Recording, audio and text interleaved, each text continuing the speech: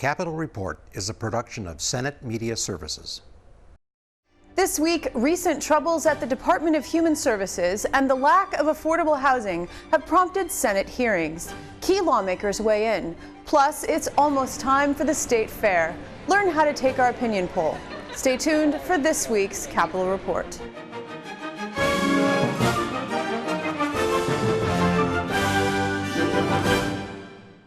Welcome to this week's program. I'm Shannon Loehrke. Over the last several months, resignations of top leaders, fraud allegations, and overpayments to 2 Indian tribes have prompted increased scrutiny of the Department of Human Services.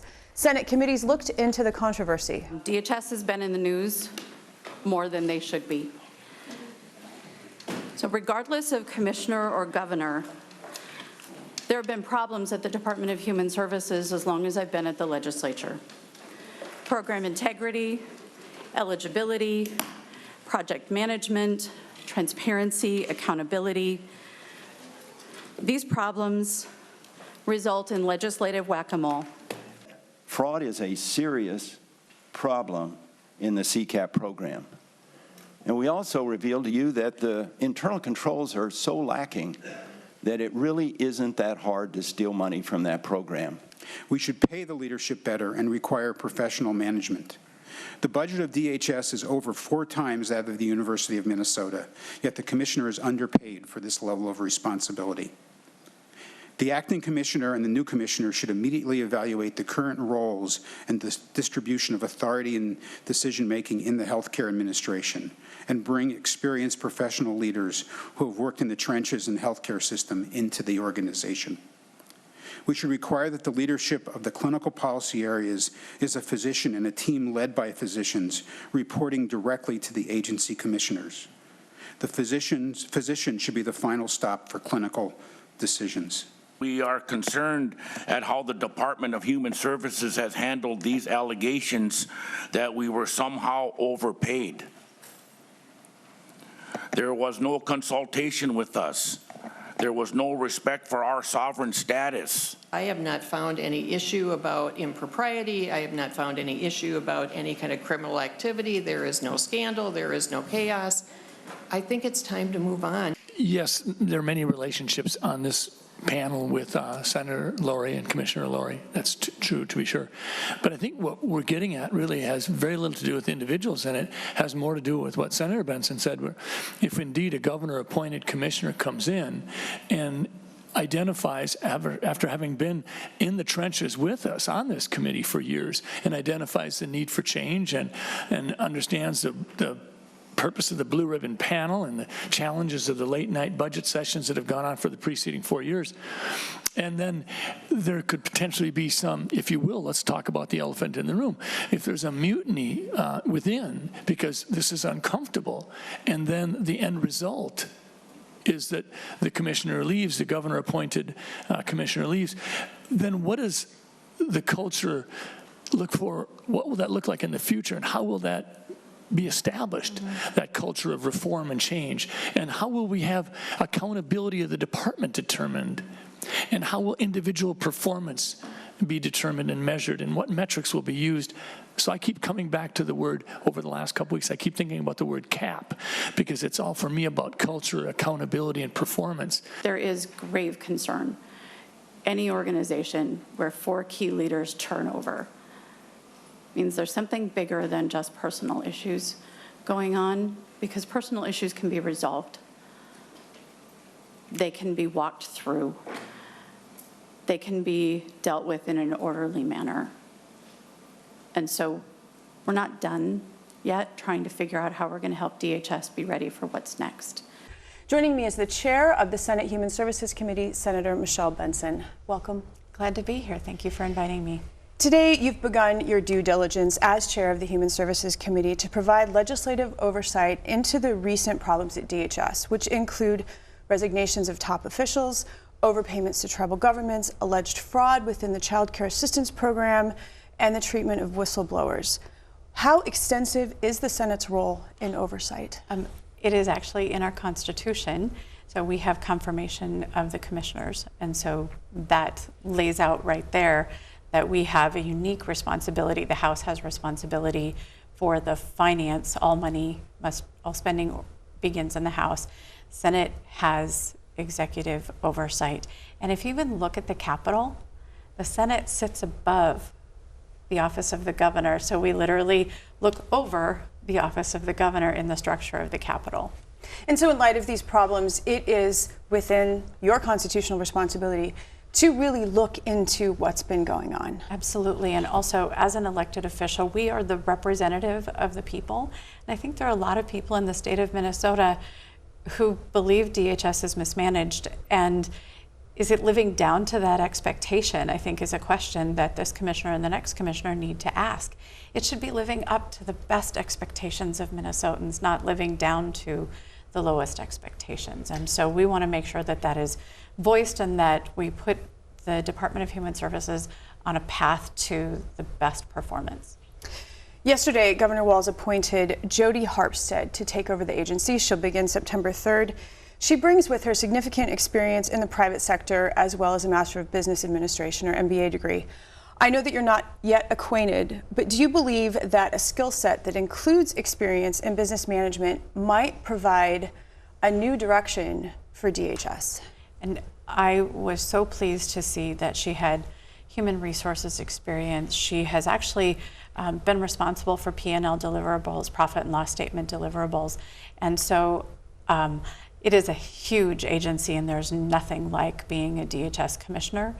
But to have large organizational management, I think, is critical to understanding the dynamics of an agency that's that large, but also the accountability. Where do you look for? What metrics do you put in place to make sure that you're getting the best out of your people and the best out of your programs? And so I'm hopeful that her private sector experience will be maybe disruptive, but definitely reforming in the way DHS operates. Well, and possibly this will go along with the recommendation of Dr. Jeff Schiff, who is the former medical director for the state's Medicare program. He testified before the committee today. One of his recommendations was that agency leaders have that experience in healthcare and management. In a sense, I think he's advocating for more professionalization of the agency. So does Governor Walz's pick potentially fit with that new direction? I think it's an indication that he is building off of the successes he had with MNLARS, where somebody from the private sector came in and gave advice and counsel. But I don't think I'd go as far as Dr. Schiff, but I think an oversight committee or sort of board of directors with specialists in each of the areas, maybe 6 topical areas. Let's not forget, Minnesota has the arguably world's best healthcare system. We have great nonprofit health programs, as well as programs like Lutheran Social Services that work with the disabled. So what if an expert from key areas, United Health Group's program integrity, what if that vice president was on a board that said, are you using industry best practices? As you're looking at a vendor to improve this program, are you asking them these key questions? Because one of the concerns I think we all should have is that we live in our fishbowl and we think all of the answers are in our fishbowl, and we need to break out of that and seek outside direction as we go through big changes. And I think now would be the time to have a good conversation about that. And you touched on this just briefly when you mentioned oversight, because considering the size of DHS, the legislative auditor has done several investigations targeted at different areas recently, and I'm wondering, does the legislative auditor really just need to have ongoing investigations into various aspects, or does there need to be a separate oversight commission or group or something? Like, it's such a big agency. What helps the Senate do its due diligence? Well, first of all, the legislative auditor does have staff there permanently. They permanently investigate and audit programs because the legislature funded them and gave them that direction. And that's how we're finding many of these things. Secondly, I think the Office of Inspector General should be outside the purview of the commissioner, so that to meet the internal needs of DHS, there's an inspector who can report criminal activity to BCA, but doesn't have to report to a commissioner that's responsible for the programs. And so I think those 2 things could do a lot towards helping DHS improve program integrity and internal accountability. Speaking of breaking things up, you just mentioned too the idea of breaking up the agency, because it is, I keep hearing, $39 billion budget and 6,700 employees. It's been bandied about by both Republicans and Democrats. The new commissioner appointee was asked this question. It's on the table. What are your thoughts on dividing up DHS into smaller entities? What I'd like to do is start having hearings so that we understand.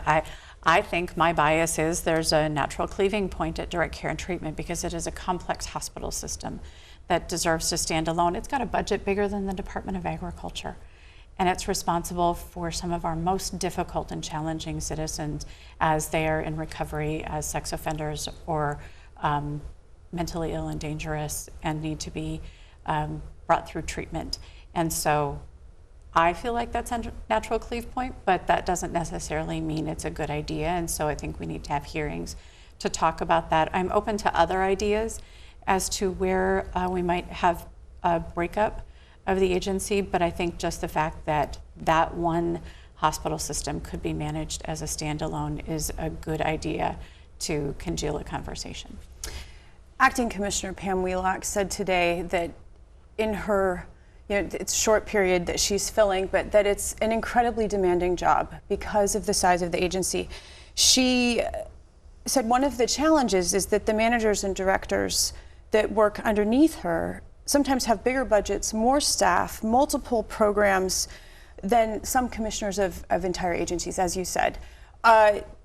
How does a new commissioner handle all that when these people underneath don't necessarily have the authority that they maybe need to make good decisions, but the commissioner is somewhat removed or can't be everywhere at once? And I think that can be a communication and an authority designation. If you think about chain of command, as long as there's trust on the chain of command, then the commissioner's authority moves down that line. But then it needs to be clear that if you step outside chain of command, for people who aren't familiar with the military, it's that there is somebody who is responsible for that ship, for that fort, for that particular battle, and everyone needs to be trained and they need to follow orders in order to accomplish the mission. And so the people along that chain of command have the authority to act on behalf of the commander. And so that might be harsh for some people to hear, but if the commissioner says to the deputies, I give you this mission and I give you the authority to act on it to accomplish that mission, then that commissioner's authority needs to carry forward to each employee to be on mission. But they need to be adequately trained, they need to be respected and listened to, and best practices need to feed back up then that chain of command. What's next in terms of your committee? Another meeting in the future? What are you hoping to find out? We are planning on having more meetings. I don't believe we're scheduling one for next week, but the week after. And we need to see where we're at with the OIG investigation. We need to see where we're at with the overpayment investigation, what information we're getting from the data practices requests we submitted. But there was also some hiccups with procurement. There are some people who aren't happy about the way our prepaid medical assistance program was managed, so that is on the agenda. The breakup of DHS, if that's what's going to happen, the appropriate role for the Office of the Inspector General, and then we're going to have a new commissioner to meet as well. And so the breadth of the work that's in front of us says that there will be more hearings, and they will come one after another as we go into the fall and winter. So much to do. Senator Benson, thank you. Thank you.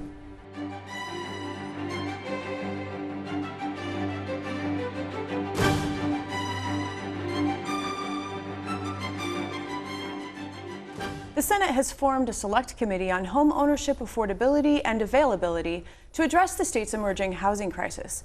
Chair of the select committee, Senator Rich Draheim, joins me. Welcome. Thank you. Thanks for having me. Is the crisis in home ownership affordability and availability here, or is it still looming on the horizon? Well, we have a shortage of housing, and I think crisis is used way too often, and it's kind of cry wolf a little bit.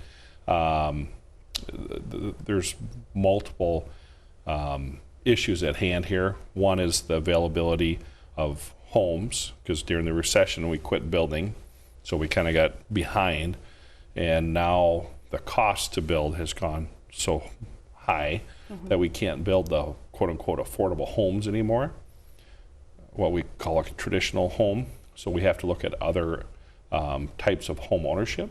So I think that's one of the areas that we will be digging into in the coming months. So as I dug into this issue to prepare for today, I discovered it's a multifaceted problem, as you're sort of laying out right here. One is changing demographics with this baby boomer population aging and not necessarily selling their homes. Land prices are high, and building regulations. I've heard builders say that sometimes the regulations are getting in the way and driving up the costs. Is that accurate? Are those some of the issues? Yeah, there's some, but not all. I mean, you have younger people have more debt. So because of college student loans? College, and I think existing families have more health care costs than what we used to have, a decade ago. So we have very strict rules in a lot of communities on development. So what used to be affordable development is no longer here anymore.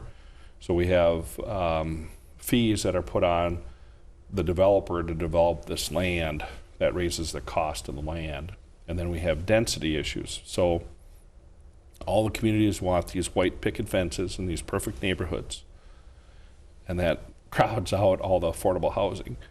And when I was growing up, you had mobile home parks or manufactured home parks, and that was a affordable form of home ownership. Not what I think most people would prefer, but it was a starting place. And we've kind of zoned them out of the picture a little bit. During the recession, condos and the financing of the condos took a big hit. So if you couldn't get lending for condos, they become less popular. So we built less condos than we used to build. And you can go down the list. And when you look at senior housing and people moving out later in life, that means there's one less affordable house for that young couple coming up. And I think it's great that people, what I call beyond retirement age, are staying in their home. I think that's wonderful. But we have to make that up somewhere. So what we've been trying to do is get creative, because we're spending a lot of money as a state on housing. Okay. About $1 billion a year. And a lot like of it's incentives for housing, or? A lot of it's financing, Okay. and they underwrite stuff, but it's still resources that we're using. A lot of it comes from the federal government. And we're not really moving that number up. And not that we're doing bad, we're doing quite well compared to the rest of the country. But what can we do different to get more people into a home? That's the end goal. And so that's what your committee's going to look into. What are some ideas that are emerging even this early in the process? Well, I think the pre-engineered homes, so you talked... Manufactured homes, yes. Yep. So you talked about a park where they rented a spot, and we would like to look at a pre-engineered home, maybe on a foundation with a detached two-car garage, and actually have people own that home, not just the structure, but the land underneath, and have that as a workforce housing. Or maybe you have a slab-on-grade community, so the structure is built with no basement for senior housing, and wider doorways, different countertops, different bathrooms for ADA accessibility. Now, you mentioned a little bit ago about zoning, and I read in Bloomberg Business Week just very recently about the Minneapolis 2040 plan, which is that idea exactly. It would end single-family zoning. It would allow builders to not have to get a variance for a duplex or a triplex. With the growing population, the growing demands for housing, might the single-family home become a relic of a bygone era in denser populated areas? Well, I think it was Oregon did the same thing for the whole state. So I think it's something we have to look at. I think all options should be on the table.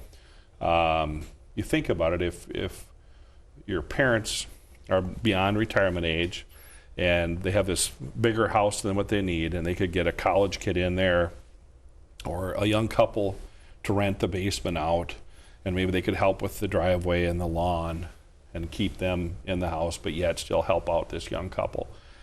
That's a win-win for everybody. So I think we've gone a little extreme on the rental codes. I know some communities have where only a certain percentage, 10 or 25% of a certain block or neighborhood could have rental licenses. So you're talking about city ordinances that are Correct. limiting the amount of rental. Yeah. So I think there'll be somewhere in between a free-for-all and having everything and looser laws on rentals. So I heard the Commissioner of Housing, Commissioner Ho, say something about the home prices are one factor, but also the rental market is another factor. How do those two things work in tandem? Well, they had, I think, a 5% goal of month supply for homes, and that balanced out with the rentals. If we have a bigger need for more units, we're going to have to create more units if it's rental or home ownership. And the whole goal of this select committee or subcommittee is to look at the pathway to home ownership. So we need housing for everybody. That's a given, and I think we all agree on that. But I think the more availability out there, the cheaper it is. So if you have more rentals out there, hopefully the rental rates will go down because they're extreme in a lot of communities. Actually costs more to rent than it does to own in most communities. So they're intertwined, and it's not one's more important than the other. As a state, we spend a lot of time on the rental end of it, and I think we need to spend some more time and a little more focus on the path to homeownership. So just one sort of way to cap this conversation. In your view, what are the implications for the state if fewer younger folks are able to purchase homes, and if the state's currently high rate of home ownership declines? What does that mean for the state economy? Well, I think if you're a homeowner, you're more likely to be tied to the community. And there's a bunch of statistics that go with home ownership, less crime, et cetera, more longevity in the state. So I think there's that should be the goal, and I think it's the American dream to own the home. So, I guess that's what we're trying to do. When you asked earlier about what we were thinking of doing to help further that discussion to home ownership, one idea that we've tossed around is to have strings attached to the funds that the state gives out to local communities for affordable housing. So if they're part of the problem with their zoning and their density and their extra building codes and extra fees to build, maybe they're not as high on the list of available dollars for affordable housing. Incentivizing those dollars to work together with us to get more affordable housing. Senator Draheim, I hope to hear so much more on this. Thank you. Yep, thank you. Thanks for having me.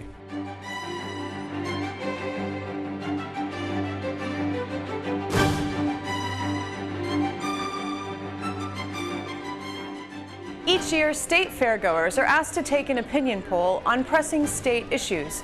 Questions are developed from among the numerous bills proposed by lawmakers and represent pressing issues and concerns that remain unresolved. You'll find the Minnesota Senate booth and the House of Representatives booth inside the Education Building on Cosgrove Street at the State Fairgrounds. In addition to making your views known by taking the separate polls offered by the Senate and the House, you may have the opportunity to visit with one or more lawmakers frequently on hand to listen to the concerns of fairgoers. The Education Building also houses booths of some of Minnesota's nonprofit and educational institutions, offers robotics demonstrations by middle and high school students, and displays art, writing, and craft projects demonstrating the work of some of Minnesota's most talented kids. If you happen to find yourself at the Great Minnesota Get-Together this summer, don't forget to stop by the Minnesota Senate booth in the Education Building to provide your perspective on this year's State Fair opinion poll.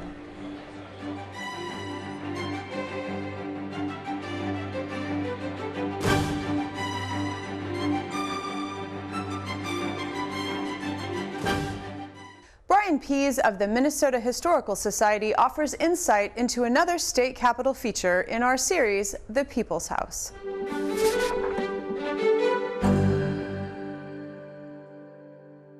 The second floor of the state capitol is really the focal point of all of the activity that happens here. What was Cass Gilbert's idea behind this particular design? The second floor is really called the grand floor of the Capitol because it's where everyone can come up here, get access to the chambers, the House, the Senate, and the Supreme Court. And it's a place where all that activity is taking place each day of session. So you have people lobbying for interest groups here. You have the public that are here to talk to their legislators and so forth, or go to the Supreme Court for their hearings. So really the envision that Cass Gilbert had for this space in the second floor was to be a grand space where you really get a sense of the architecture, these beautiful colonnades of Italian marble column and Minnesota stone, and you also get a place where people feel friendly or welcoming into those spaces as at the same time they're visiting or coming here for business. In the other capitals I've visited, I've noticed that the House chamber is often across from the Senate chamber, but not here in our capital. What is the reason for that? Well, I think what Cass Gilbert was looking at doing is creating a symmetrical building. And so we have, in 1905, there were 63 senators, not the 67 we have today, but we had 119 House members. So that's almost twice the size. So I think for him, how you construct a building with one end of the building with a smaller chamber and the other opposite end with a huge chamber just doesn't fit architecturally. So he put the Senate chamber on the west side of the building, the Supreme Court, a smaller chamber of course, on the opposite end, and then the House, because of its size, fit perfectly in the north corridor or the north side of the buildings. It may just be a matter of folklore, but I've read that the placement of the House chamber looking at the city of St. Paul is important in terms of representing the people, that the speaker is looking at the people. Is that true? Yeah, and that's a lot of people look at the way the spaces have been designed or laid out, that Gilbert was looking at the House being kind of the approachable. It's more of the people's House. The members serve a 2-year term, so there's more rotation or more changeover as members leave or get reelected or not reelected. And there are more of them. And there's more of them as well. And so the idea is, it kind of symbolically, it faces the public, faces downtown St. Paul. In 1905, when the Capitol opened, all of the state's constitutional offices were housed in this building, and that's not true today. Can you talk more about that? Sure. The whole idea of the building here was this is the seat of state government. So you have your executive branch officers, you have the governor, lieutenant governor, the state treasurer, the state auditor, the secretary of state, the Attorney General, all housed within this one building in 1905. And that gives you a sense of how this building has changed over its 112-year history, is you have a lot of those constitutional officers moving out to different chambers. They're going into the state office building back in the 60s and the 70s. You had the administration building where the treasurer moved into. Now the treasurer, we, as a constitutional amendment, abolished the treasurer's office, so there no longer is a treasurer. And that also fits in with the history of the Supreme Court too. They were, until the 1990s, everything they had here, the offices, the law library, the chamber, was their headquarters, kind of their center gathering place for all the work and all the business they do. And then when the Judicial Center was open, they moved there, and so they have new Supreme Court and Appellate Court offices and also chambers there. But they still use this space in the state capitol as an important part of their connection to this building.